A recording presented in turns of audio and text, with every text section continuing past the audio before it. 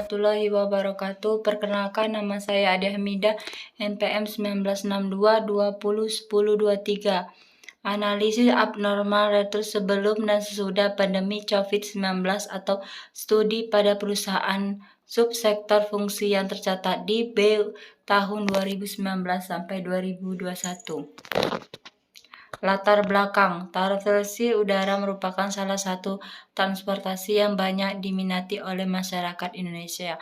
Hal ini dikarenakan transportasi udara lebih unggul dalam menghemat waktu dibandingkan dengan perjalanan menggunakan transportasi lainnya. Berdasarkan Badan Pusat Statistik atau BPS mencatat jumlah penumpang domestik pada tahun 2019 mencapai 70,67 juta orang. Salah satu sektor bisnis yang paling terdapat pandemi COVID-19 adalah perusahaan penerbangan atau Sari 2021 perusahaan maskapai penerbangan dengan pencatatan utama dari penerbangan berjadwal yang tercatat di Bursa Efek Indonesia atau BEI adalah PT Garuda Indonesia Tbk dengan kode saham GIAA. Salah satu perusahaan milik BUMN ini telah membuka akses pada publik atau masyarakat untuk menjadi investor.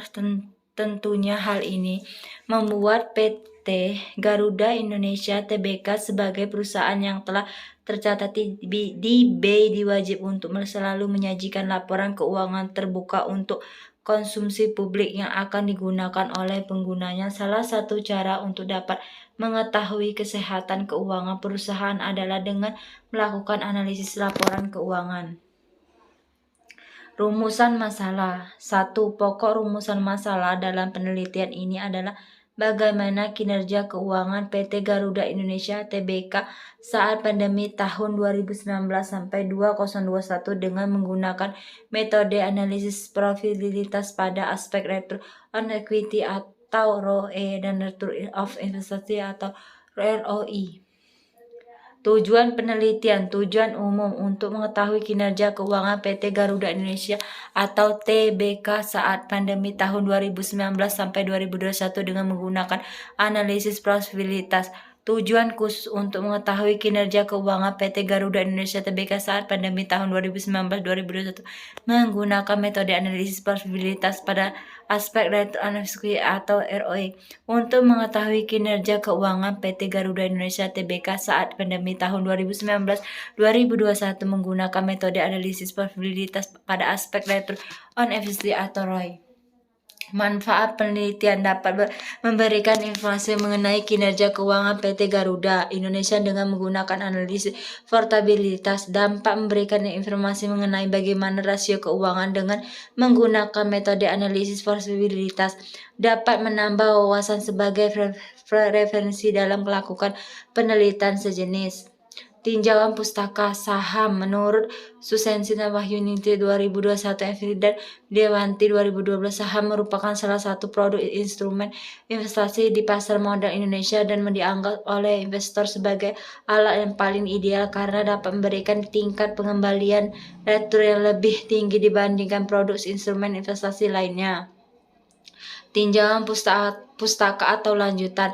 Retur saham Hartono 2017 menjelaskan retur adalah hasil yang diperoleh di investasi. Secara umum retur saham merupakan tingkat pengembalian yang diperoleh dari satu investasi. Tingkat pengembalian dapat berupa hasil keuntungan, capital gains atau kerugian, capital loss. Lebih lanjut menjelaskan retur saham sebagai salah satu motivasi bagian investor untuk berinvestasi. Semakin tinggi retur yang dapat diperoleh dalam kepemilikan suatu perusahaan, maka semakin banyak investor yang akan menanamkan modalnya pada perusahaan tersebut.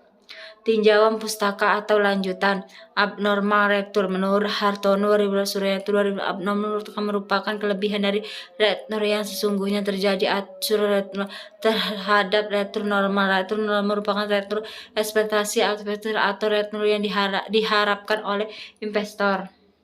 Tinjauan pustaka lanjutan.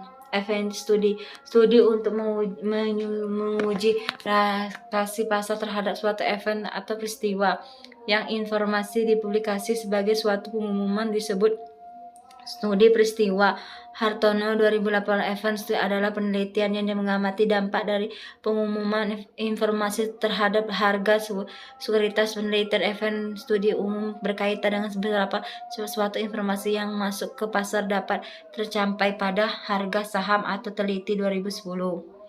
Hasil penelitian relevan Evin Cahaya Suryadi dan Nuki Vianda Vertania 2022.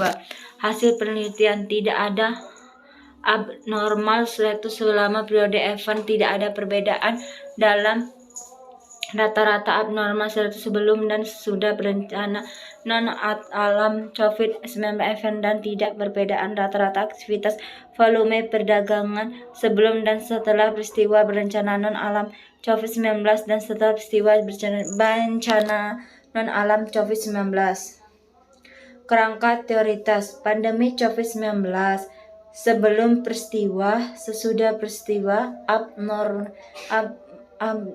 return.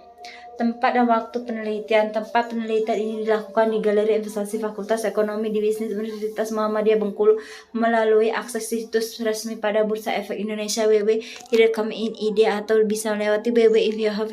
Jam waktu yang digunakan dalam penelitian selama 2 bulan. Populasi dan sampel.